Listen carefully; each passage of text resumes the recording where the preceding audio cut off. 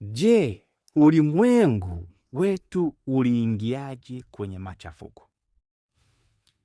Je, uovu ulitoka wapi?